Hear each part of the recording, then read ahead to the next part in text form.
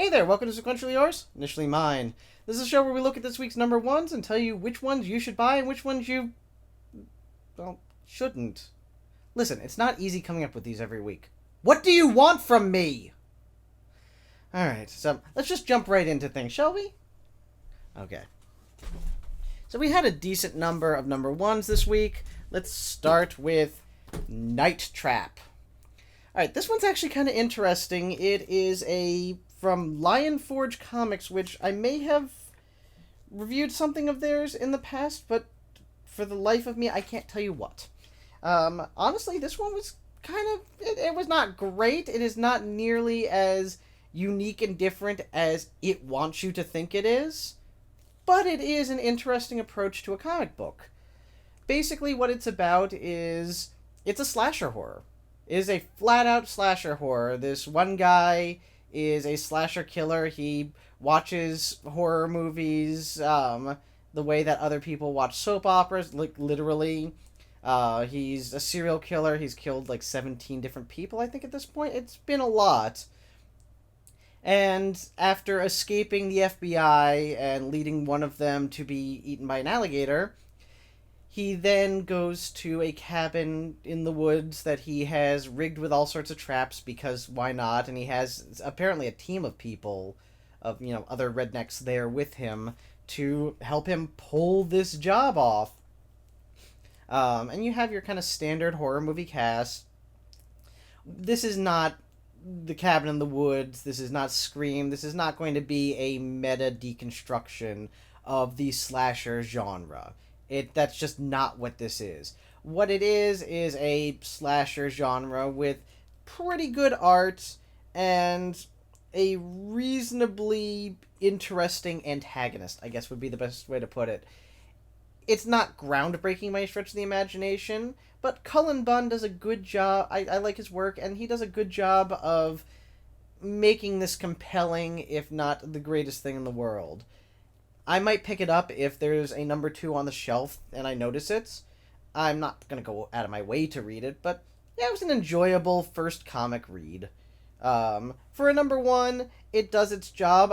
As long as this is a limited series, I am okay with it being kind of incomplete. It goes from setup to first kill, which admittedly is a little convenient of a kill, but whatever, it works.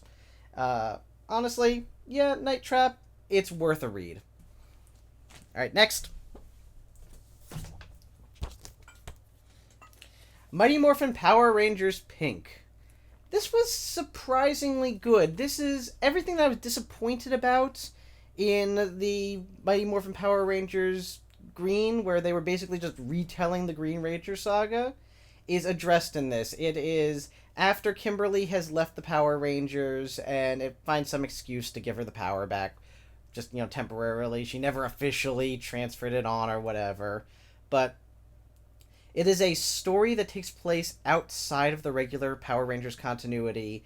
It is something where we just get to see Kimberly doing her thing and being heroic because that is who she is as a person.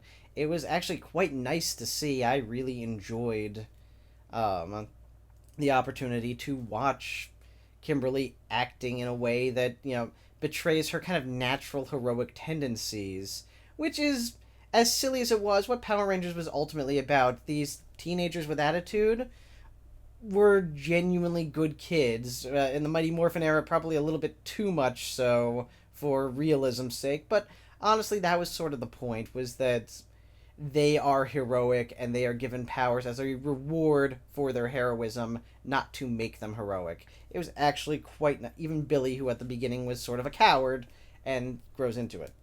But it was nice to see this. The plot is believable. About the only thing I didn't like about it was that it threw in a Mighty Morphin villain because it really didn't need to be a Mighty Morphin villain, but it was, and that is what it is. Whatever. But otherwise it worked. Good characterization. I like what they did by introducing a sort of, sidekick character so that Kimberly had somebody to play off of for a little bit. The stakes are small but believable. Worth the read. Next. The Revisionist. I read the free comic book day version of this, which was a different story, and it didn't particularly get my interest. This book gets my interest. Basically, the main character travels through time trying to change things. In this case, changeable reality is not something to be avoided, it is actually the objective. And not in a Terminator way, but in the sort of, yeah, we're just going to kind of play with time because that's what we do. The main character starts out in prison and he gets a package from his father, who, as far as I can tell, is a giant head Zordon of Paul McGowan.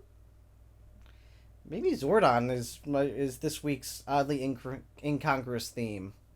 But yeah, could be Paul McGowan. That's what it looks like, at least from the drawing.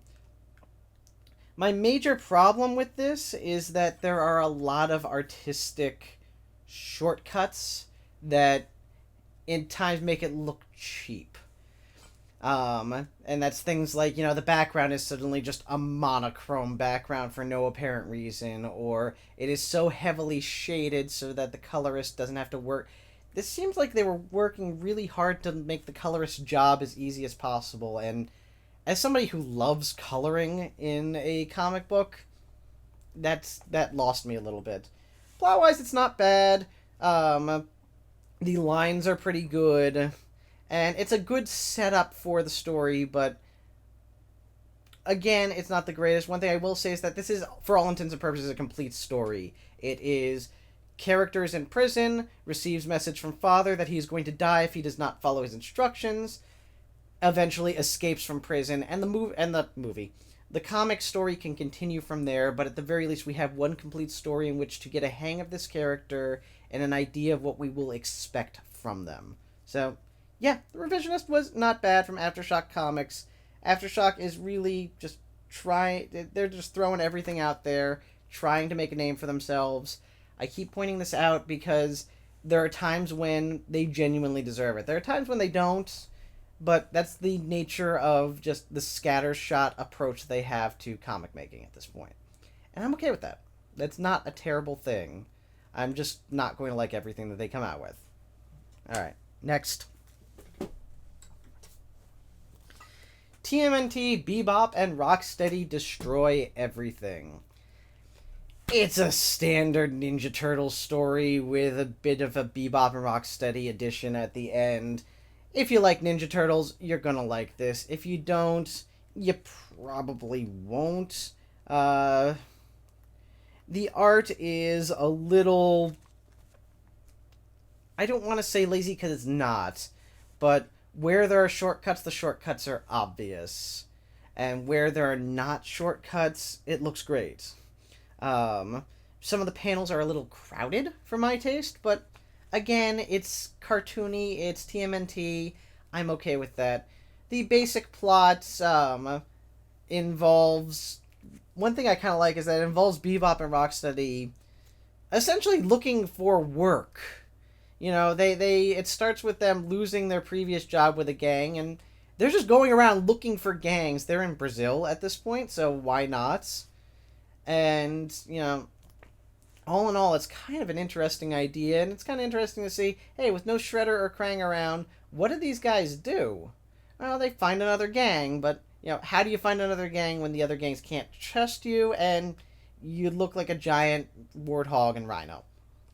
It's a fun enough storyline. It involves time travel. They promised me dinosaurs eventually. I didn't quite get that, but they promised me dinosaurs. It eventually ends on a cliffhanger. Again, not a complete story, but I believe this is a mini-series, so I'll give it a pass on that. A mini-series, yes, you can break that up. You don't need to tell a complete story because we're not expected to know these characters forever. We're expected to only know them for, 4 parts of a story. So I'm not investing potentially years of my life in this, and therefore, because it's less of an investment, I'm more willing to just say, okay, this is a part of a story. As opposed to something that is an ongoing series or is planned to be an ongoing series for a while, at which point I want the first issue to tell me one full story so that I understand who I might be joining with for years. Yeah, so Bebop and Rocksteady destroy everything. Go for it.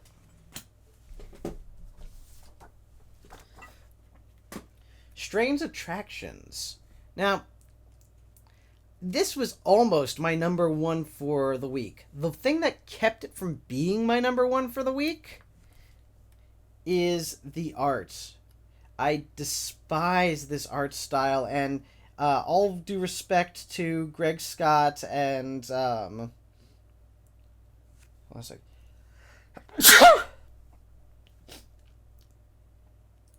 Greg Scott and whoever the inker was. I'm not sure if Scott inked it or whether it was the colorists Art Leon and Matthew Patz, but the inking on this is so heavy-handed. And again, the art on this feels really lazy. Faces are indistinct. There's a lot of additional lines in there that aren't necessary, and everything is so overshadowed.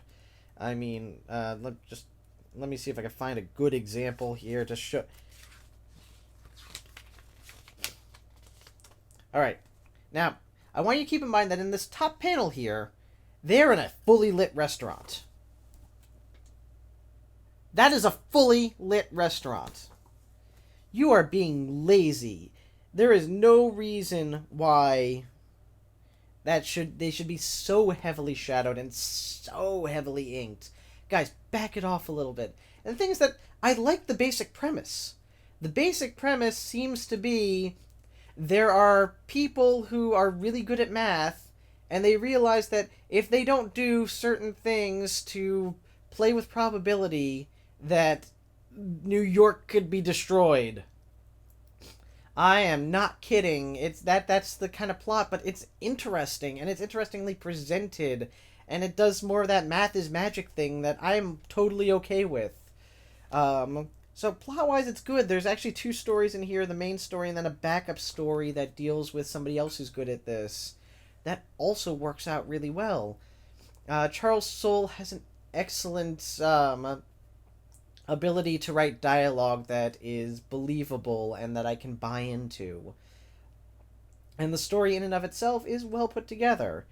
This is one of 5, so again, not necessary for it to be a complete story because it's clearly a miniseries.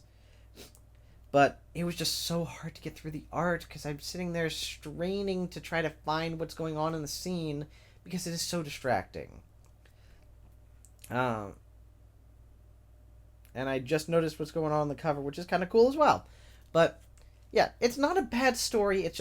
It's hard for me to get through the art. If you like that kind of art, which a lot of people do, obviously, go for it. You're going to love this one. This is really well put together otherwise, but yeah, ultimately not for me. And since that wasn't the number one, that means that this is our number one. I hate to be obvious again, but I'm going to go with Green Arrow Rebirth. This is the Ollie that I think a lot of people missed, which is really the point of the Rebirth moniker, the whole Rebirth thing, is to bring back the characters that people missed.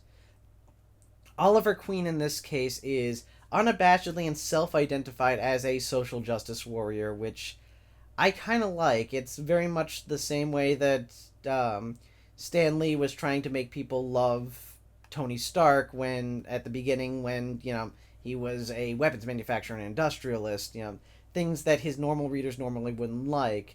In this case, I think Ollie doing this, and it's not one of those I'm using it in a different way. No, we're using it in the same way, in the sense that it even mentions that a lot of his friends find him to be smug and self-righteous.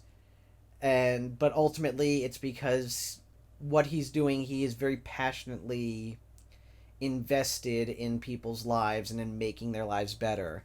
And that is the Oliver Queen that I want to see. They introduced Black Canary in this, and they play with the whole, they used to have a relationship, but because of events, they have forgotten most of it.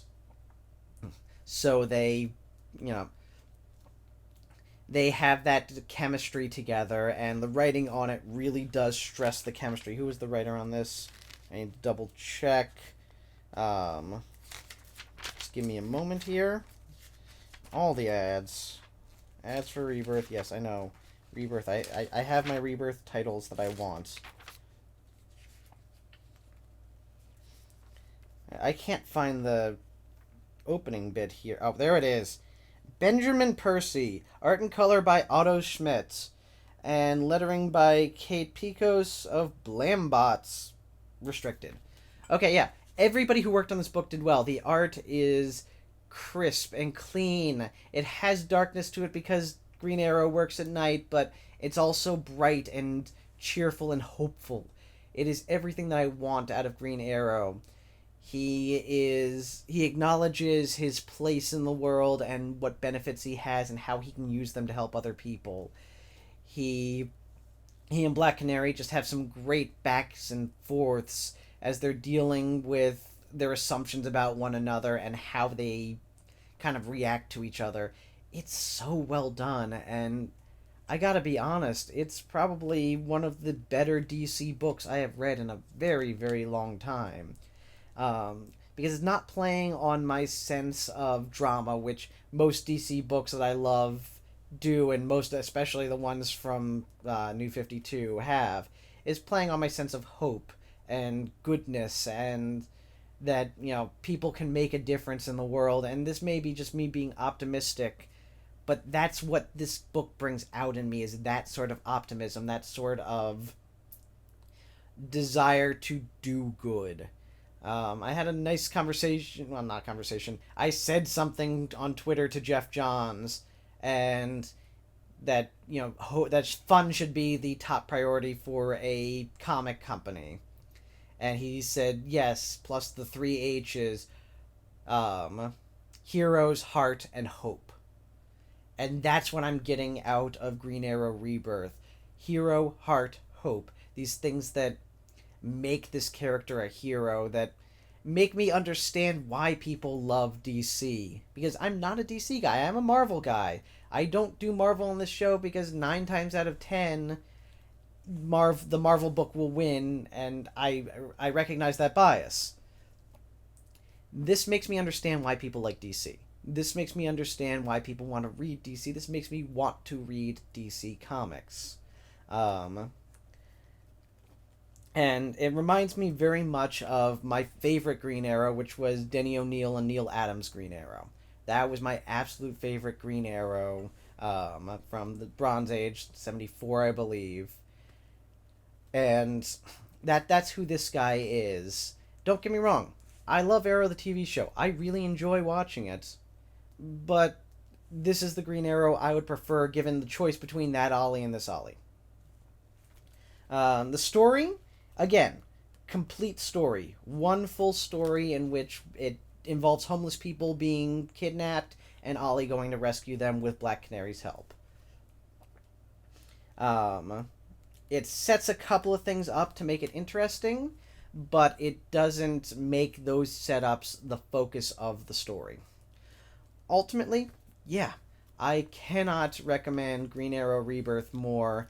Who knows what's going to happen this upcoming week with... I have more Rebirth books in my... in my box. Yes, I know Batman and Superman Rebirth came out. I haven't read them yet, and I'm not... I only kind of added this because it stood out to me so much more. Normally I would avoid the big two on this show, in fact, but this stood out so much I really wanted it to be featured because I think it's probably the worthwhile number one for the week. So I'm looking forward to seeing what else is coming out in the Rebirth line. We've got, you know, Flash coming up and Wonder Woman and Hellblazer and, you know, all of that. So definitely Green Arrow Rebirth, worth the read, and we'll kind of see where it goes from there. Alright, so that's this week's number ones. Now, let's talk about this week's oddly incongruous theme. The oddly incongruous theme for this week is... the phrase, somebody cares. I'm not kidding. The phrase, somebody cares, appears in, I'd say 3 or 4 of those books. 4 of those books that I mentioned. that phrase shows up. Out of 5, that's a really weird coincidence. And I'm glad for the message. I'm glad to the idea that in comics we talk about people caring about things. That's a good thing. Um, in fact, honestly, the best version of it was probably from Strange Attractions, because it was nice and it was subtle, but it was also visually interesting. And just read it and check it out yourself. That one looked good. All right, so I don't know what your opinion of this week's comics are going to be, but these were initially mine. Take care.